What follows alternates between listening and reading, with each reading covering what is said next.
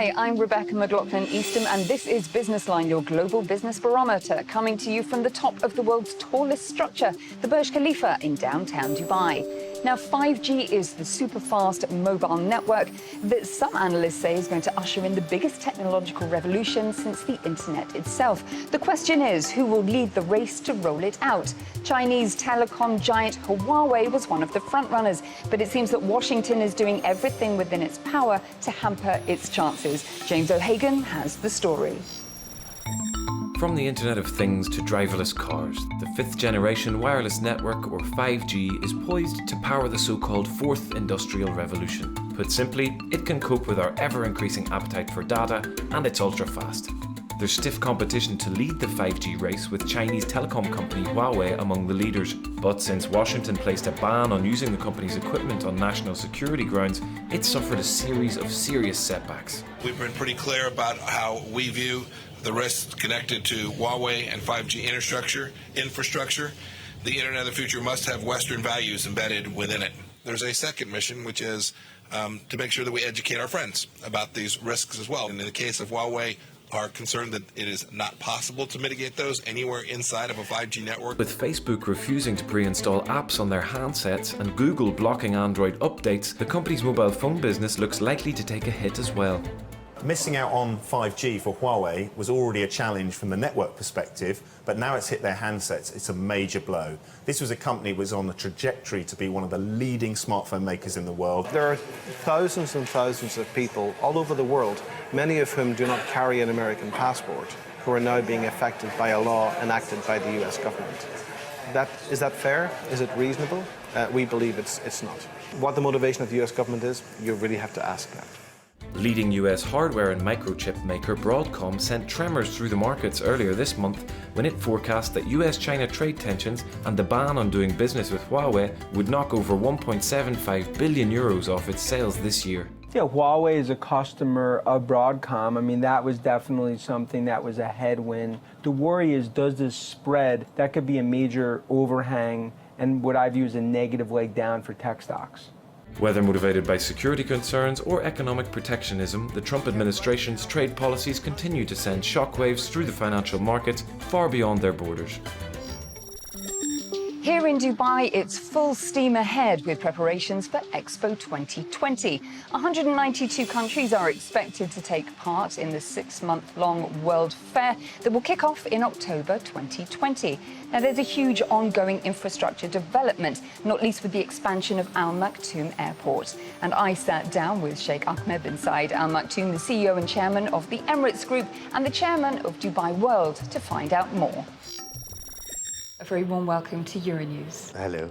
Talk to me about the positive economic impact of Dubai 2020. You know, I mean, when we talk about Dubai 2020, it will not only be the impact for Dubai, but the whole region, and everybody will really benefit out of the Expo 2020.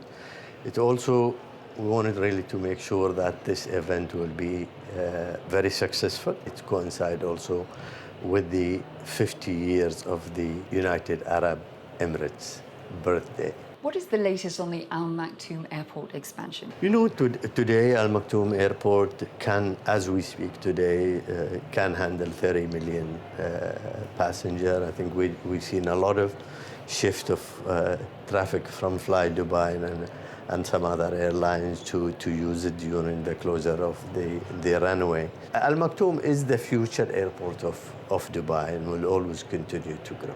There is competition in the region for you to remain the hub and the busiest airport in the world. How do you guarantee that strategy remains in place? You know, we'll always try to defend it through marketing, so what happens in Dubai. Of course, the other in their own right, I think everybody will compete, that wherever their base is, that they try really to serve more destinations. But also we shouldn't forget that more and more people are traveling, you know, and they will use the airline. I always wanted them to use Emirates and Fly Dubai. When we sit here again this time next year, what will we be talking about? What will the future trends in travel and tourism be? I think we'll be talking more about Expo because it's going to be closer. But always this industry is a tough industry. You need really to be very efficient. You look all the time at your cost and what you are doing. To finish things off then, to quote you, you say it's a tough industry.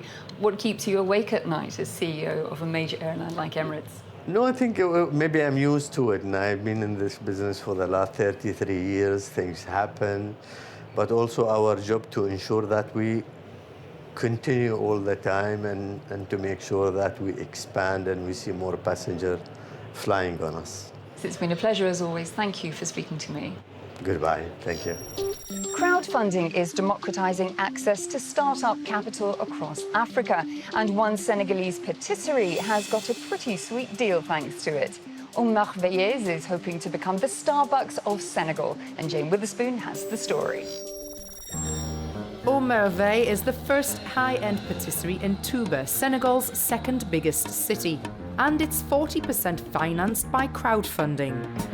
Before, I used to go to Dakar or send someone to Dakar to get good pastries. But since Merveille opened, that's no longer the case. Crowdfunding isn't new, but in Senegal, it's still in its infancy. The banking sector is reluctant to risk financing new ventures and impose higher interest on loans than in developed countries. But since crowdfunding is independent of the banking sector, it can solve that problem and breathe new life into local economies. They were spot on to open this Merveille in Touba, where there's purchasing power, there's demand, and nothing there before it. So it's an extremely innovative move and very interesting to invest outside of Dakar to create a local economy. With the produce selling like hotcakes, there are already 2 Merveille patisseries, and work is now underway to open another 2. M&A Capital hopes to turn African SMEs into pan-African multinationals. This growth today will allow us to reach critical mass and to position ourselves as leaders, really as leaders, in the pastry shop and tea room industry in Senegal. Maybe we're not Senegalese Starbucks, but we're not far from it. We could do it ourselves, but we have the opportunity to show that crowdfunding is an important lever that impacts our economies. Crowdfunding seems like a promising way to help stimulate African startups and give local communities a stake in their success. For investors in this company, the proof is in the pudding. Well, that's all that we have time for in this edition of Business Line, but be sure to join us again next month for a roundup of the biggest business and investment stories from around the globe. I'll catch you then.